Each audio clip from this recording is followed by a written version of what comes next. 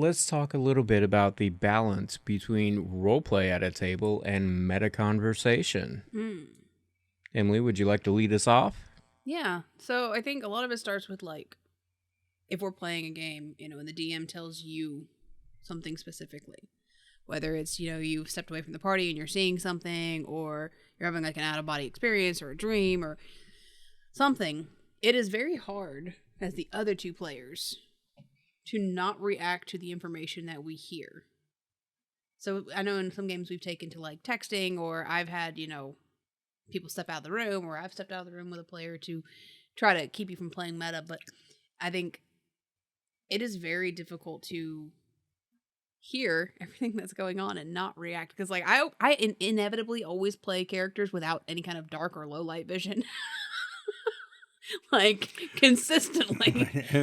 You always say the next character I'm gonna have dark dark vision. vision, and you forget. Never do. And so like I'm trying to not react with information that you guys are like, oh yeah, well, and what I can see with these eyes, and I'm like, okay, but my character can't see that, so what are they going to do? Like, that is such a difficult balance, and I think it takes really concise and concerted effort to not use your meta information in the game.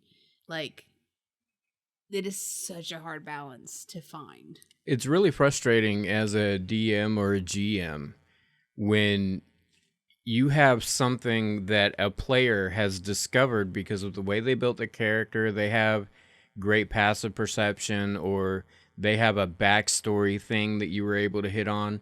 And so you look over and you're like, okay, your character knows that this, and this are going to happen soon because of the omen from yada, yada, blah, blah. And then somebody down the street is like, oh, I'd like to roll. And it's like, no, you don't know anything about that. Shut up. It's difficult. It is very difficult. But I think we all really try to not play with the meta, but it reaches a point when you're especially playing like 10-hour-long games, I forget what I just heard and what my character actually knows. Right. Like, wait, was that something I was supposed to know or not? So sometimes when like John will be doing something with Sarah or Mom or something like that, like I will actively try to like turn to you and have a conversation so that I can just like tune it all out. Or I don't know if you ever noticed, but sometimes I will plug my ears. I will, because I'm like, I can't hear this. And I look stupid, but it works. I learned pretty quick. You gotta either pass notes, text somebody, Pull somebody out of the room. If you do keep them in the room, it has to be something that you're okay with everybody knowing. Like, if one of the more introverted players is getting some information, they're not going to turn around and be like, oh, I know this, and this. Then, okay, go ahead and give it to everybody. But yeah, and that is helpful as a player. Like, if I get information from the DM, like, you just realized that the big bad is actually your cousin because you recognize that birthmark. Like, it helps as the player to be like, hey guys, I just had an epiphany. And go ahead and tell your players around you in that moment so that it becomes canon. Just not, it helps, but there's not always, do we think about it, or is it even like pertinent or play well? I've played with some people who are pretty good at not taking that meta knowledge and putting it into their role play. And sometimes you can have a blast with role playing your character dumb, not knowing what was just said to this other player, right? It can be really kind of fun. Like, oh, I'm going to walk over there and turn the stone over that this character just learned. Underneath the stone is the fiery depths of hell, right? I think I'll go turn that over, right? So you can be kind of fun with that. And then sometimes, because you don't want to act on that meta knowledge, you role play some things that seem a little contrived, like, oh, gee, Histig, I just saw you staring off into space for about 5 minutes, almost as if you were in a trance. Is everything okay? Everything okay?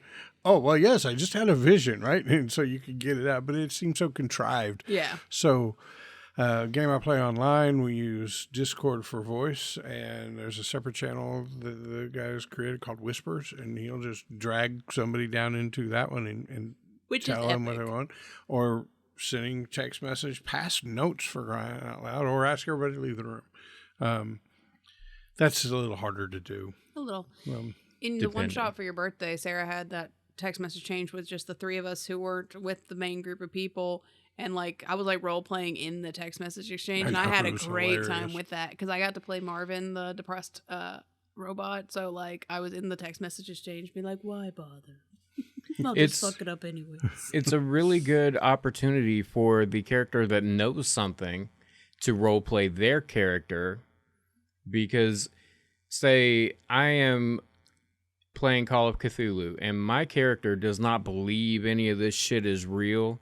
He cannot fathom when the bathtub starts pouring out blood. He's going to be like, somebody left some paint or something in there and it's overflowing all over the place now. And people around you will know, hey, that doesn't sound right. We should go investigate that. But you're also letting them know that your character doesn't really believe in this supernatural stuff. And I think probably one of the things about meta that we struggle with, because we don't think about it as meta, is if like as the DM, I'm like, hey, roll a perception check. And you roll a 6. And I'm like, okay, you don't see anything.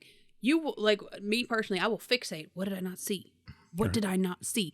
Instead of playing it as like, seems fine to me, and keep it moving. Like, I think that was the reason for passive perception. Yeah. The DM would just have the list of the passive perceptions back there, and he wouldn't have to ask for those rolls. He could just look over and say, oh, they didn't notice that thing.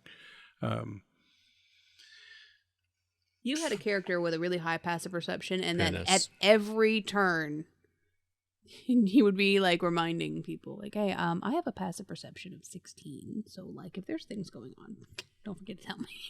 Well, I mean, that's part of helping out your DM in that particular situation. But also, if we would ask for a specific perception roll, you'd be like, "Can I just use my passive?" So I've seen a DM that played that really good. So, you have this. I've had one with a 16 or 17, maybe even an 18 passive perception because of a combination of class, race, and a feat, right? And just way up there. But rather than just playing it as, well, then you obviously see everything that happens around you all times, and so you've got all this information. He didn't play it that way, right? When there's something called for a passive perception, and yours was good enough, he would tell you about it. But what he did do was, when you made a perception check, you would make the roll, and if the roll was lower than your passive perception, you could use your passive perception on the roll. And then, there were some things as you're just walking down a hallway, your passive perception would tell you there's a stone right there, but it wouldn't tell you that there was a secret door right there. So I thought it was a good balance of how to use a high passive perception without just making them hyper aware of everything in the world. Yeah. Passive perception can be a little tough, especially if you're like new to DMing, because you will have those people who are like, can I use my passive perception? You got to be like, no, because that doesn't apply here. You are doing this, this, and that, so your passive perception is probably going to be a little lower. Yeah. In the group deciding what to do, or battle tactics, or whatnot, right? I mean, most of the times you will find the conversations go like, well, why don't you have your character go over and do this thing, and then then the druid can go over there and do that, right? Yeah. And that's a meta discussion where we could have had those in character, where my character says, "Oi, when I go to hit him up front in the face, why don't you stand behind his knees and I'll push him over? It'd be like the old schoolyard thing, and it'd look really good. And the druid, you just throw your entangle right off of that, and we'll really fuck them up." You could have those discussions as the characters planning something out instead of the players planning something out. I think we do a lot of player planning, what we could do. And then in actual battle, I don't think there should be any player discussion. Hey, I just set you up for flanking, walk over there, no? But the character could use their free action, speak a short phrase, and say, "Oi, get it from behind." Yeah. That's a good point. Like, if you use it as a role play potential, then there's a big difference between saying, do this, and saying, hey, Aren't character, you really good with this do thing? this. Yeah. You had that short-term rule where we had only so much time on our turn. Partially was because, there was a fuck ton of us and it was taking forever to get through combat, but partially was also to keep us from doing a lot of that meta combat and, keeping us in that moment. And I really enjoyed that bit. Like, It's tough with kids. it is tough with kids. He was very, very liberal with Tony, like giving her time to ask questions and talk about it in a meta way because she needed to. But as you get more and more into it, you should be able to tie that meta information into a role play conversation as best you can, if that's what's good for your group. I think it's a good way to get more role play into your games. Yeah. Instead of planning out your heist as player to player, playing it out in voice, character to character. Even, and I say in voice, I just mean in character. You don't have to have a funny voice or an accent to play your character. But yeah. Sure would be cooler if you did. Cooler if you did. We love funny voices here.